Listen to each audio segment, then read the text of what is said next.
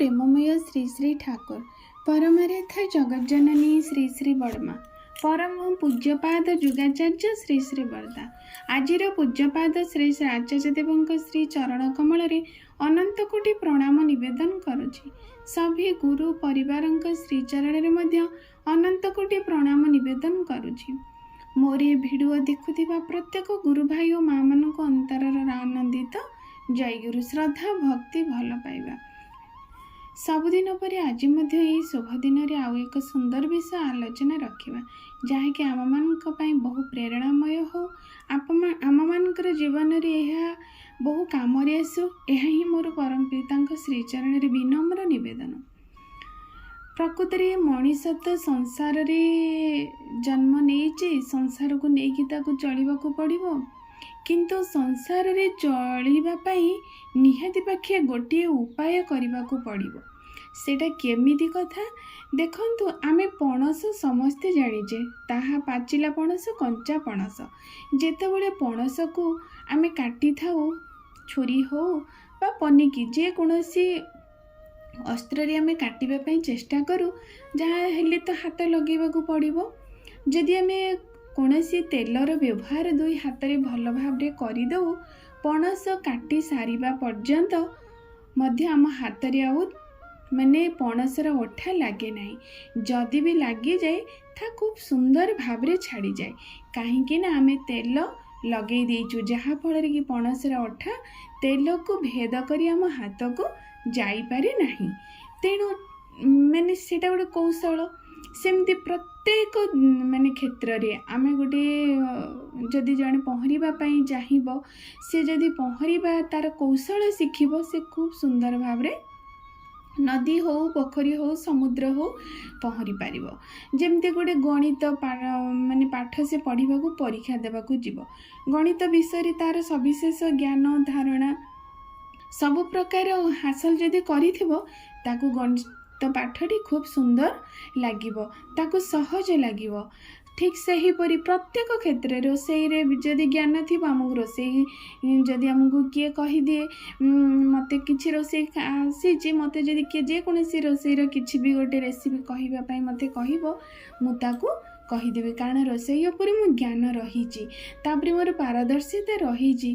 ठीक से ही परी संसार गोटे विराट बड़ माने अध्याय कारण ये सबू किछि ही रही संसार भितर जदि मनीष संसार चलवा ज्ञान संसार रे माने रहिबार जदि ज्ञान मनीष पाखरे न थाए ताले संसार तापाई दुर्विषह हो संसारटी तापाई विषम परिस्थिति सृष्टि करदेव यह किंतु अति निश्चय कारण मनीषर माने सम्मुखरे केते बेले को भली भावरे किपरि भावरे समस्या से उपनीत होइजिवो तार कौनसी इयता नहीं।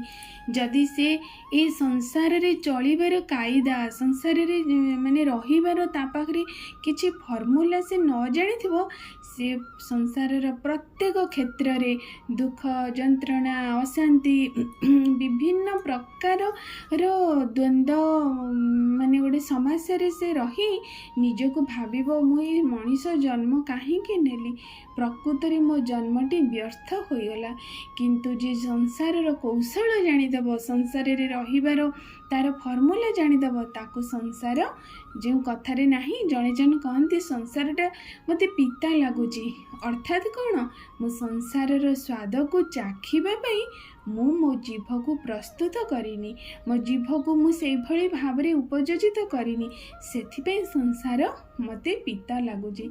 जदि मो संसार को बुझिबार शक्ति तार फॉर्मूला मो जानिदेबी मते संसार अत्यंत आनंदमय लगे जहाँकि देवता माने मध्य चाहती थरे थरे नरलीला करने ये नर माने अवतार नहीं से किपरि संसार भोग उपभोग करिवे सांसारिक जीवन को से उपभोग करिवे ये मध्य देवता मानकर इच्छा थाए ताहले आम मान को किपरि भाबरे से संसार कौशल को जानिबा को पड़िबो।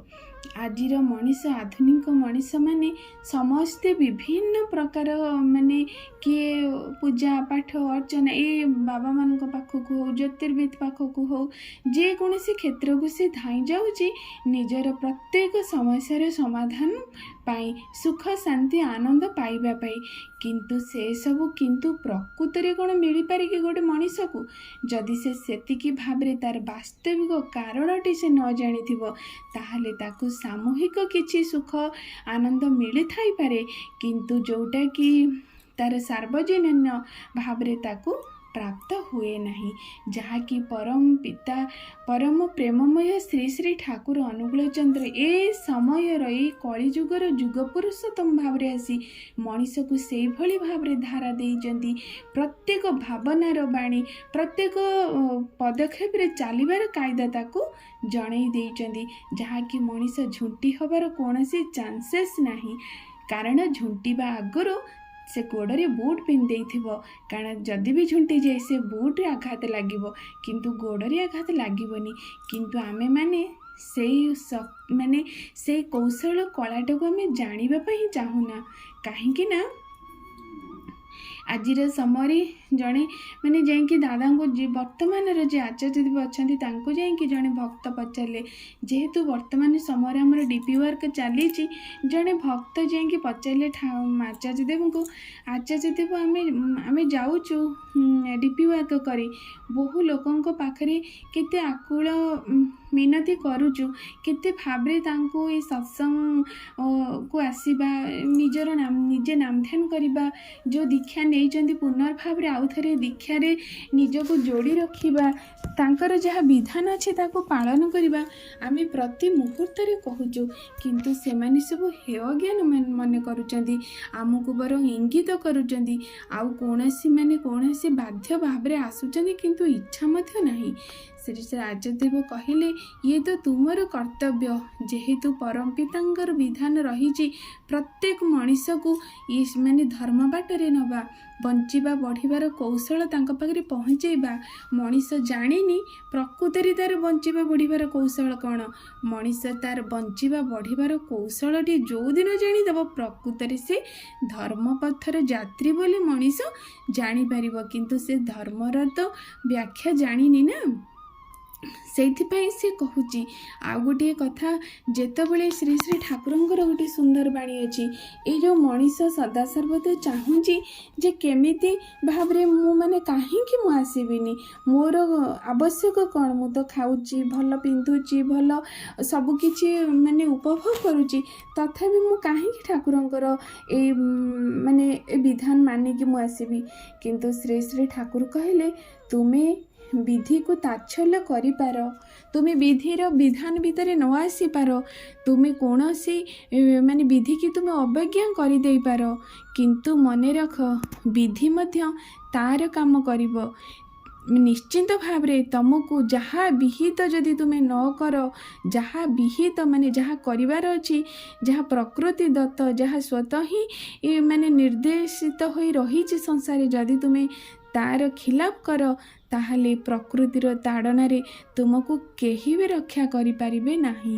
କାରଣ ଏହା ଶ୍ରୀ ଶ୍ରୀ ଠାକୁରଙ୍କର ଏକ ସୁନ୍ଦର ବାଣୀ, କିପରି ଭାବରେ ମଣିଷକୁ ଗୋଟେ ଏକ ଚେତାବନୀ କହିଲେ ଚଳିବ। କାହିଁକି ନା କାରଣ ମଣିଷ ସଦାସର୍ବଦା ନିଜର ପ୍ରବୃତ୍ତି ବଶତଃ ସେ ବିଧିକୁ ଅବଜ୍ଞା କରି ଚାଲେ, ବିଧିର ଖିଲାପରେ ଚାଲେ।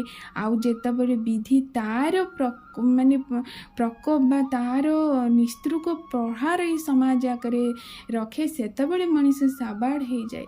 ତେଣୁ ସଂସାରର ସେଇ ଯେଉଁ କାଇଦା, ସଂସାରରେ ଚଳିବା ପାଇଁ ଯେଉଁ ଫର୍ମୁଲା, ତାକୁ ଜାଣିବା ପ୍ରତ୍ୟେକ ମଣିଷ ନିହାତି ଆବଶ୍ୟକ। ଯେମିତି ଗୋଟିଏ ମୃତ୍ତିକାର ପାଖରେ ଯଦି ସେ ଜଣେ ସେ ଶିଳ୍ପୀ ନୁହନ୍ତି, କିନ୍ତୁ ଭୁଲବଶତଃ ତାକୁ ଗୋଟିଏ ମାଟି ପିଣ୍ଡୁଳା ଦେଇ କୁହାଗଲା ଗୋଟେ ସୁନ୍ଦର ମୂର୍ତ୍ତି ବନେଇ ଦିଅ, ସେ କିନ୍ତୁ ମୂର୍ତ୍ତି ବଦଳରେ ମାଙ୍କଡ଼ ବନେଇ ଦେଲେ। କାହିଁକି ନା ମୂର୍ତ୍ତି ଗଢ଼ିବା ତାଙ୍କୁ ଜଣା ନାହିଁ। ଠିକ୍ ସେହିପରି ସଂସାରରେ ଯଦି ଆମକୁ ଚଳିବାକୁ ଅଛି, ସଂସାରରେ ରହିବାକୁ ଅଛି, ସଂସାରର ନିୟମ କାନୁନ କାଇଦା ଏସବୁ ଆମକୁ ଜାଣିବାକୁ ପଡ଼ିବ। ଆଉ ତାହା ନିଶ୍ଚିନ୍ତ ଭାବରେ ପ୍ରତ୍ୟେକ ମଣିଷର ଜାଣିବା ବାସ୍ତବିକ ଧର୍ମ। କାରଣ ମଣିଷ ଯଦି ସେଇଠାରୁ ବିଚ୍ୟୁତ ରହିଯାଏ, ତା ଜୀବନ ତାକୁ ଦୁର୍ବିଷହ ହେଇଯାଏ। ଯଦି ବି ଜଣେ ବିଭିନ୍ନ ପ୍ରକାର ଅସତ୍ କର୍ମ କରି ଅବାଟରେ ଯାଇ ସୁଖ ଶାନ୍ତି ଆନନ୍ଦ ଭୋଗ କରୁଛି ବୋଲି ଅନ୍ୟମାନେ ଦେଖନ୍ତି, ତାହା କିନ୍ତୁ ମାୟା। ତାହା ପୂର୍ବ ଜନ୍ମର ଯେକୌଣସି ପ୍ରାରବ୍ଧର ସୁକର୍ମ ଯୋଗୁଁ ସେ ଏ ଜନ୍ମରେ ସୁଖ, ଏତେ କୁକର୍ମ କରି ସୁଦ୍ଧା ସୁଖ ଉପଭୋଗ କରୁଛି। କିନ୍ତୁ ଏ ସବୁର ଫଳ ନିଶ୍ଚିନ୍ତ ଭାବରେ ଯଦି ଏ ଜନ୍ମ ସରିଯିବ, ଆଉ ଗୋଟେ ଜନ୍ମ ତାକୁ ନେବାକୁ ନିଶ୍ଚିନ୍ତ ଭାବରେ ପଡ଼ିବ। କାରଣ ଏ କର୍ମର ଫଳ ହାତରୁ କେହି ବି ରିହାଇ ପାଇନାହାନ୍ତି। ଆମେମାନେ ଛାର ମଣିଷ କିପରି ସେଥିରୁ ବର୍ତ୍ତି ପାରିବା? ତେଣୁ ଆସନ୍ତୁ ସଦା ସର୍ବଦା ଆମେ ସେଇ ପୁରୁଷୋତ୍ତମଙ୍କୁ ଜୀବନରେ ଗ୍ରହଣ କରି ତାଙ୍କ ବିଧାନ ମାଫିକ ଚାଲିଲେ ପ୍ରକୃତିରେ ଆମର କ'ଣ ହଉ ବା ନ ହଉ ଆମେ ଜାଣିବାନି, କିନ୍ତୁ ଆମର ଆତ୍ମିକ ଉନ୍ନତି ଯେ ହେଉଛି ଏ କଥାର କୌଣସି ଦୁଇମତ ନାହିଁ। ଏହା ହେଉଛି ବାସ୍ତବିକ ଜୀବନ ବଞ୍ଚିବାର କୌଶଳ। ଆଶା କରି ଆପଣମାନଙ୍କ ପାଇଁ ଆଲୋଚନାଟି ଅତ୍ୟନ୍ତ ମଙ୍ଗଳମୟ ହେଉ, ପ୍ରେରଣାମୟ ହେଉ, ଏହା ହିଁ ମୋର ପରମ ପିତାଙ୍କ ଶ୍ରୀଚରଣରେ ବିନମ୍ର ନିବେଦନ। ଆଜି ପାଇଁ ଏଇଠି ରଖୁଛି। ଆସନ୍ତାକାଲି ଆଉ ଏଇଭଳି ସୁନ୍ଦର ଭିଡ଼ିଓ ନେଇ ଆପଣମାନଙ୍କ ପାଖକୁ ଆସିବି। ରହୁଛି। ଜୟ ଗୁରୁ।